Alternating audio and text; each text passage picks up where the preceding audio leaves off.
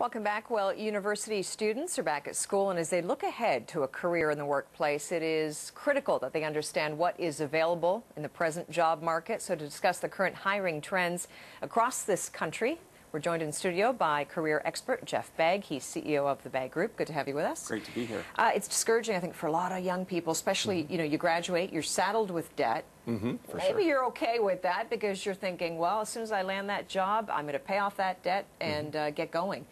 That reality is not translating. Why not? What are you seeing happening? There's a bit of a transition happening right now.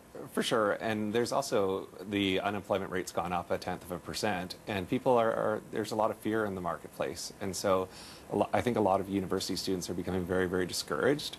And our message is that people are hiring out there, but they're going to have to work hard and work smart to get the jobs. Who's hiring? That's the million-dollar question. For sure. So definitely there's key sectors. IT in Ontario, specifically Toronto, is really good. In the energy sector, Calgary, the whole oil patch, that's always booming. And then there are some areas where the boomers are starting to retire, and so that is opening up some opportunities as far as some mid-level management and some positions like that. But they're not retiring en masse, right? Sort of a trickle of retirement. For sure. A lot are opting people thought to they would stick go around. A lot faster. Yeah. Well, because they see their investment portfolio shrinking or pensions disappearing, things changing. The entire landscape is changing.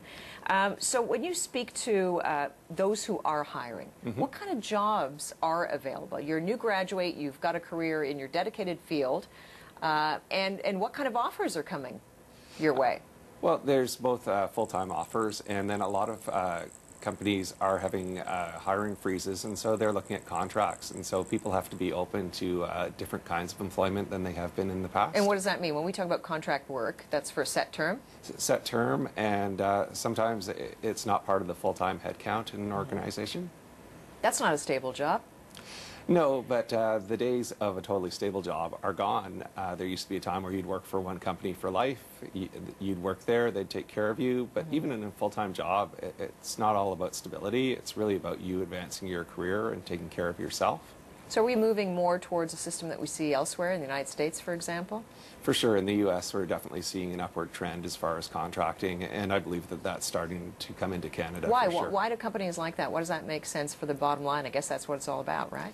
Well, I think there's the bottom line aspect of it, and I also think that even though some companies are doing well on the bottom line, they're concerned about increasing their headcount right now. There's still a lot of fear about the U.S. and Europe, and so that's translating into companies holding off on doing the full-time hiring. But if you are a performance star, a top, performer within the company, of course, one would presume you're good, you're golden, security will be there. How do you become that? I mean, I don't know if you have any advice to offer people that way, but how do you position yourself so even if that contract job comes your way, you can solidify and work that into a permanent and very permanent job and career? For sure. So I guess the advice that we give at the Bagg Group is for people to keep their skills really current, to look and see what's out there, anticipate, and keep investing in themselves. So don't let your skills go stale. Attitude is critical in both securing the job and keeping the job. And I guess look to see what's going on in the organization and make sure that you're taking care of yourself and that you're spotting the trends within your own company. It also means you have to invest more, right? For sure. Or buy plans that allow you to invest more for your retirement, for benefits.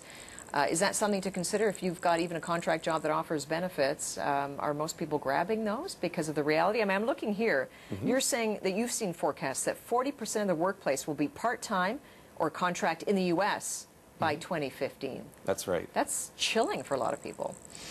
It is for some people, and then other sectors it's well embraced. For instance, if you're an IT contractor, that may be more desirable than having a full-time position. But quickly, I mean, you're saying the oil sector is hiring, IT is hiring, but those aren't degrees that you can attain or expertise that you can attain overnight. That's the other problem. You graduate in one area, and there's a mismatch with hiring.